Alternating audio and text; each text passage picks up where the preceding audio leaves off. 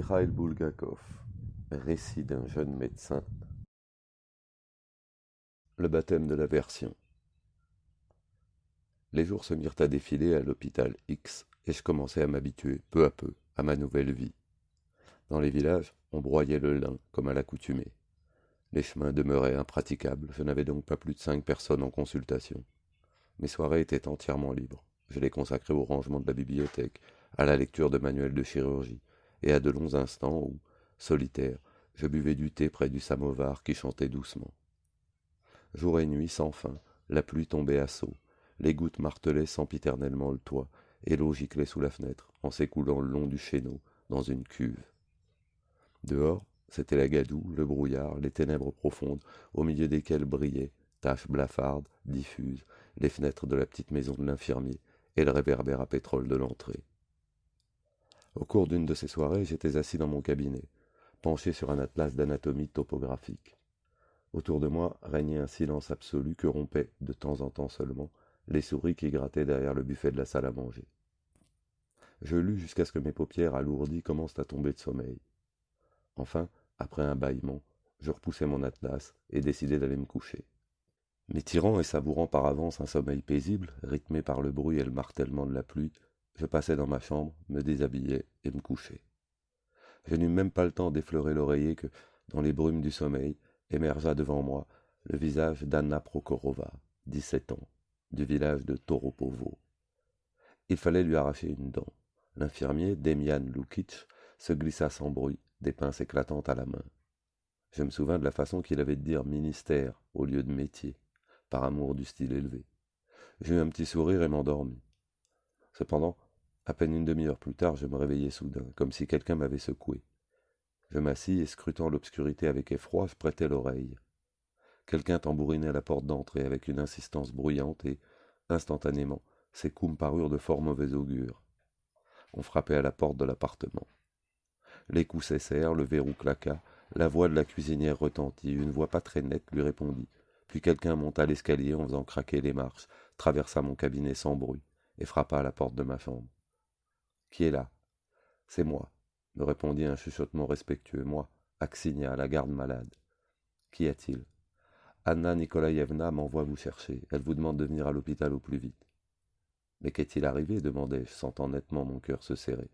« On l'a amenée là-bas, une femme de Doultsevo. Il s'agit d'un accouchement difficile. » Et voilà, ça commence, entendis-je passer dans ma tête. Mes pieds ne parvenaient absolument pas à trouver mes pantoufles. Oh zut, les allumettes ne s'allument pas. Tôt ou tard, ça devait bien arriver. Je n'allais pas passer ma vie avec seulement des laryngites et des gastrites. Bon, va et dis que j'arrive tout de suite, criai-je en me levant de mon lit. Derrière la porte, les pas d'Aksinia résonnèrent et, de nouveau, le verrou claqua. Le sommeil s'envola en un instant. En toute hâte, j'allumai la lampe, les doigts tremblants, et commençai à m'habiller. 11h30. Qu'est-ce qu'elle peut bien avoir comme accouchement difficile, cette femme? Présentation dystocique, bassin étroit, ou bien même quelque chose de pire. Je vais peut-être bien devoir appliquer les forceps. Et si je l'envoyais directement à la ville? Non, ce n'est pas pensable. Sacré médecin, en vérité, c'est ce qu'ils diront tous. Et d'ailleurs, je n'ai pas le droit d'agir ainsi. Non, il faut me débrouiller tout seul. Mais que faire? Allez savoir. Ce sera terrible si je perds pied. Quelle honte devant les sages-femmes. Mais voyons d'abord, cela ne vaut pas la peine de s'émouvoir avant l'heure. Je m'habillai, jetai un manteau sur mes épaules et, espérant tout bas que tout se passerait bien, je courus à l'hôpital sous la pluie, en faisant claquer des planches sur mon passage. Dans la pénombre, on voyait un chariot près de l'entrée. Le cheval donna un coup de sabot dans les planches vermoulues. « C'est vous qui avez amené la femme qui doit accoucher ?» demandai-je, j'ignore pour quelle raison, à la silhouette qui bougeait près du cheval. « C'est nous, bien sûr, c'est nous. »« Monsieur le docteur », répondit d'un ton plaintif une voix de femme.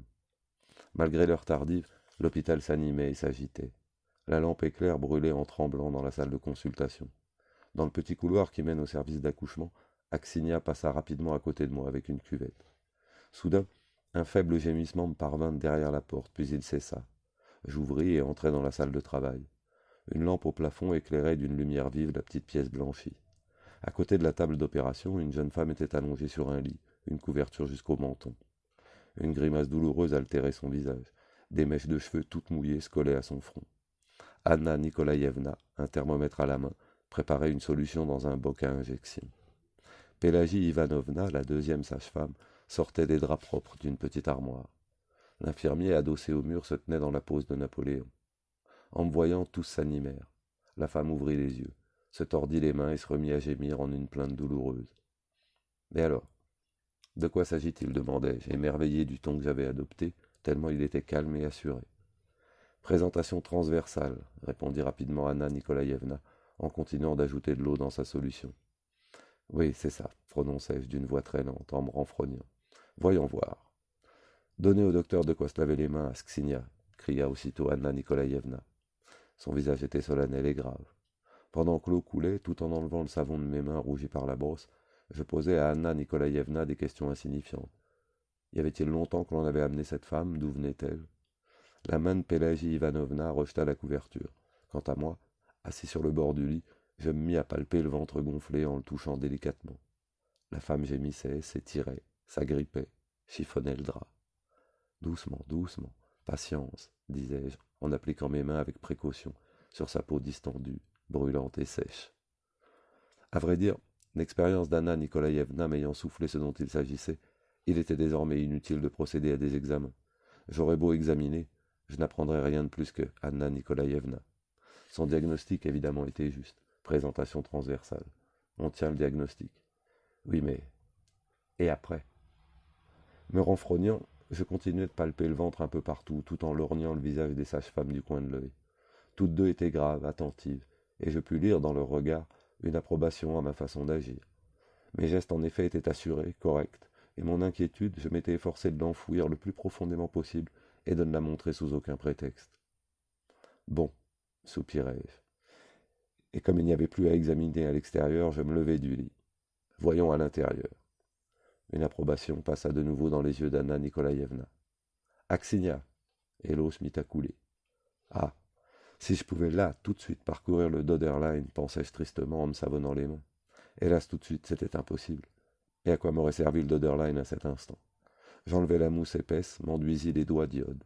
J'entendis les froissements du drap propre entre les mains de Pélagie Ivanovna et, penché sur la femme, j'entrepris l'examen intérieur avec une précaution mal assurée. L'image du service d'accouchement et de son amphithéâtre s'imposa dans ma mémoire. La lumière crue des ampoules électriques dans leurs globes mat, par terre des carreaux reluisants, partout des robinets et des appareils étincelants. Un assistant en blouse, d'une blancheur immaculée, fait quelques manipulations au-dessus de la femme en couche, entourée de 3 internes adjoints, de médecins stagiaires et d'une foule d'externes. Tout est bien, clair et sans danger. Alors qu'ici, moi, je suis absolument seul, et une femme est en train de souffrir entre mes mains. Je suis responsable d'elle. Mais comment la soulager, je l'ignore, car en fait, je n'ai assisté de près à un accouchement que 2 fois dans ma vie, dans un amphithéâtre. De plus, il s'agissait d'accouchements tout à fait normaux. Je suis en train de procéder à un examen, mais ça ne changera rien, ni pour moi, ni pour cette femme. Je ne comprends strictement rien, même par toucher interne. Mais il était grand temps de prendre une quelconque décision. Présentation transversale. Si c'est une présentation transversale, ce qu'il faut faire, une version podalique ne put s'empêcher de dire Anna Nikolaïevna comme pour elle-même. Un vieux médecin plein d'expérience l'aurait regardé de travers pour s'être mêlé de conclure la première, mais moi, je ne suis pas susceptible. Oui, confirmai-je d'un air qui en disait long, une version podalique. Les pages du Döderlein se mirent alors à défiler devant mes yeux, version par manœuvre externe, version par manœuvre mixte, version par manœuvre interne, des pages, et sur ces pages des schémas, un bassin, des bébés tordus, serrés, des têtes énormes, un bras déplié entouré d'un lac. Je le lisais encore il n'y a pas si longtemps, et je soulignais, réfléchissant attentivement à chaque mot, me représentant mentalement le lien entre chaque partie et les différents procédés. À la lecture, il me semblait que le texte entier s'imprimait à jamais dans mon cerveau. Mais à présent, de tout ce que j'avais lu, une seule phrase revenait à la surface. La présentation transversale est une situation absolument fâcheuse. Pour une vérité, c'est une vérité. Absolument fâcheuse pour la femme elle-même, comme pour un médecin qui vient de terminer l'université il y a 6 mois. Bon alors, allons-y, dis-je en me relevant. Le visage d'Anna Nikolaïevna s'anima. Demian Lukic, dit-elle à l'infirmier, préparez le chloroforme. C'était très bien qu'elle le dise, car je n'étais pas encore certain qu'il faille opérer sous anesthésie. Oui, bien sûr, sous anesthésie. Comment pourrait-il en être autrement? mais il me faut quand même aller consulter le Doderlein. Ayant terminé de me laver les mains, je dis alors, eh bien c'est parfait. Préparez la femme pour l'anesthésie, allongez-la. Je reviens tout de suite. Je vais simplement chercher des cigarettes chez moi. D'accord, docteur, pas la peine de vous presser, répondit Anna Nikolaïevna. Je me séchai les mains. La garde malade me mit mon manteau sur les épaules et je courus chez moi sans même l'enfiler. Arrivé dans mon cabinet, j'allumai la lampe et, oubliant d'enlever mon bonnet de fourrure, je me ruai vers la bibliothèque. Le voilà, mon Doderlein, obstétrique chirurgicale. Je me mis à feuilleter avec précipitation les petites pages de papier glacé. La version représente toujours une opération dangereuse pour la mère. Un froid se glissa le long de mon dos, le long de ma colonne vertébrale. Le danger principal réside dans la possibilité d'une rupture utérine spontanée. Spontanée. Si, lors de l'introduction de ses mains dans l'utérus, le médecin accoucheur, par suite d'une insuffisance de place ou bien sous l'influence d'une contraction des parois de l'utérus, rencontre des difficultés pour atteindre le pied, il doit renoncer à poursuivre ses tentatives de version. Bon, si j'arrive par un quelconque miracle à déterminer ces difficultés et que je renonce à poursuivre mes tentatives, que ferai-je, on se le demande, de cette femme du village de Doultsevo endormie au chloroforme? Et plus loin, il est absolument interdit d'essayer d'atteindre les pieds le long du dos du fœtus. Tenons-nous-le pour dit. Il faut considérer comme une faute le fait de saisir le pied postérieur, car il peut facilement en résulter un renversement du fœtus autour de son axe, ce qui peut avoir pour cause d'enfoncer profondément le fœtus et par suite avoir les plus graves conséquences. Graves conséquences. Mot quelque peu vague mais combien impressionnant. Et si le mari de cette femme de Doultsevo restait veuf? J'essuyai la transpiration de mon front, rassemblai mes forces et, évitant tous les passages effrayants, je m'efforçai de ne retenir que l'essentiel, ce que, en somme, je devais faire, comment et où introduire ma main. Mais parcourant les petites lignes noires, je tombais sans cesse sur de nouvelles choses terrifiantes. Elles me sautaient aux yeux. Vu le grave danger de rupture, les versions internes mixtes représentent des opérations qui doivent être classées parmi les opérations obstétricales les plus dangereuses pour la mère. Et, en guise d'accord final, le danger grandit avec chaque heure d'attente. Ça suffit. La lecture avait porté ses fruits. Tout s'était définitivement brouillé dans ma tête, et je m'étais persuadé en un instant que je ne comprenais rien, et, en premier lieu, que je ne savais finalement pas quel type de version j'allais devoir pratiquer. Mixte, pas mixte, externe, interne. Je rejetai le Doderlein et tombai dans un fauteuil, m'efforçant de remettre de l'ordre dans le dédale de mes pensées. Puis, je jetai un coup d'œil à ma montre. Zut, mais il y a déjà 12 minutes que je suis ici. Et là-bas, ils attendent. Chaque heure d'attente. Les heures se composent de minutes, et les minutes, dans des cas semblables, s'envolent à une allure folle. J'envoyai promener le Doderlein et revins en courant à l'hôpital. Là, tout était déjà prêt. À côté du guéridon à pansement, l'infirmier préparait le masque et un flacon de chloroforme. La femme était déjà sur la table d'opération. Ses gémissements incessants se répandirent dans l'hôpital. Patience, patience, marmonnait Pélagie Ivanovna avec douceur, penchée vers la femme. Le docteur va te soulager tout de suite. Aïe, aïe, je n'en peux plus, non, vraiment plus, je ne tiendrai pas. Ne t'en fais pas, n'aie pas peur, continuait la sage-femme, tu tiendras. On va te mettre le masque tout de suite, et tu ne sentiras rien du tout. L'eau coula bruyamment des robinets. Anna Nikolaïevna et moi nous mîmes à nettoyer et laver nos bras nus jusqu'au coude. Anna Nikolaïevna, accompagnée par les gémissements et les hurlements, me racontait comment mon prédécesseur, un chirurgien expérimenté, pratiquait les versions. Je l'écoutais avidement, m'efforçant de ne pas perdre un seul mot. Ces 10 minutes-là m'apportèrent davantage que tout ce que j'avais pu lire en obstétrique pour les examens d'état auxquels, précisément en obstétrique, j'avais obtenu mention « très bien ». Ces propos décousus, ces phrases inachevées, ces allusions lancées en passant, m'apprirent l'indispensable qui ne figure dans aucun livre. Alors, comme je commençais à essuyer mes bras blancs et propres à souhait avec de la gaze stérilisée, un sentiment d'assurance m'envahit, et un plan parfaitement défini, rigoureux, se forgea dans ma tête. Mixte ou pas mixte, je n'avais nul besoin d'y penser pour l'instant. Tous ces mots savants étaient inutiles à présent. Une seule chose avait de l'importance. Je devais introduire une main à l'intérieur et de l'autre, aider la version de l'extérieur. Puis, sans compter sur les livres, mais sur le sentiment de mesure sans lequel un médecin ne serait bon à rien, je devais, avec précaution, mais en insistant, faire descendre un pied et par ce pied tirer le bébé. Je devais être très calme, prudent, et en même temps infiniment décidé, courageux. Allons-y, ordonnai-je à l'infirmier, en commençant à m'enduire les doigts d'iode. Aussitôt, Pélagie Ivanovna croisa les bras de la femme et l'infirmier plaça le masque sur son visage torturé. Le chloroforme se mit à couler du flacon jaune foncé, goutte à goutte, lentement. Une odeur sucrée, écœurante, commença à envahir la pièce. Le visage des sages-femmes et de l'infirmier devint sérieux, comme inspiré. Ah, ah, cria soudain la femme. Elle se débattit convulsivement pendant quelques secondes, essayant d'arracher le masque. Tenez-la. Pélagie Ivanovna lui saisit les bras, l'allongea et les lui maintint bien plaqués contre la poitrine.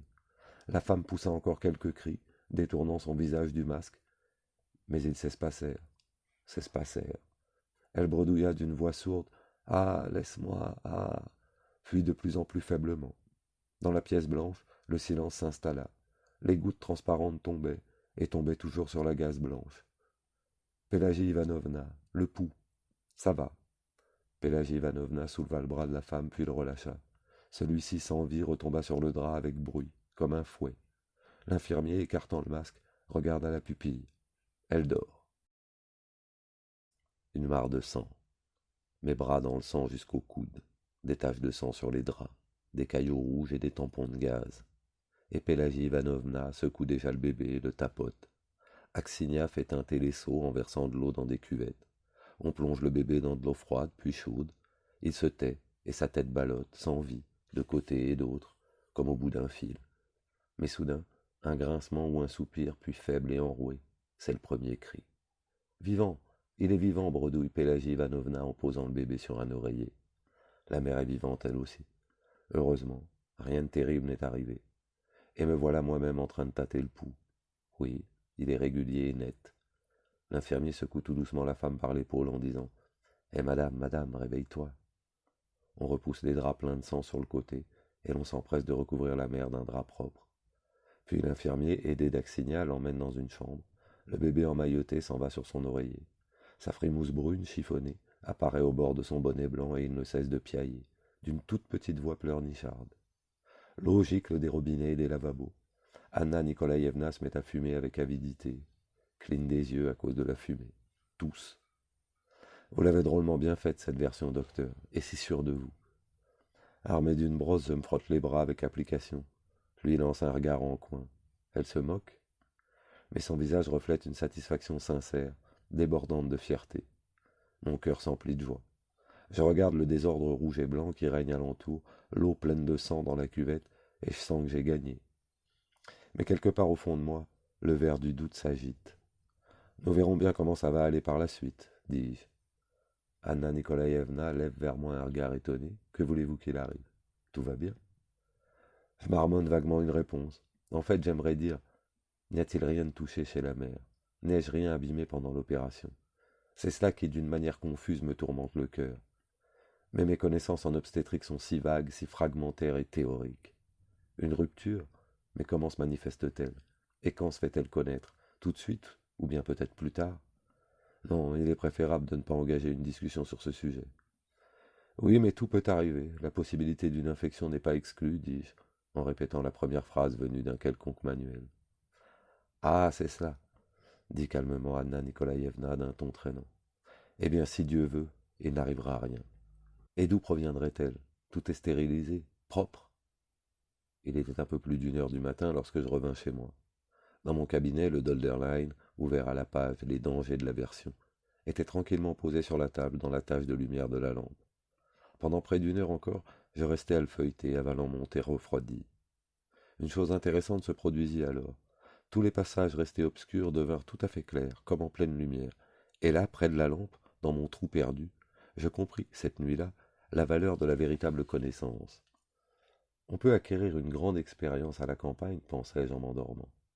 Seulement il faut lire, lire, lire davantage.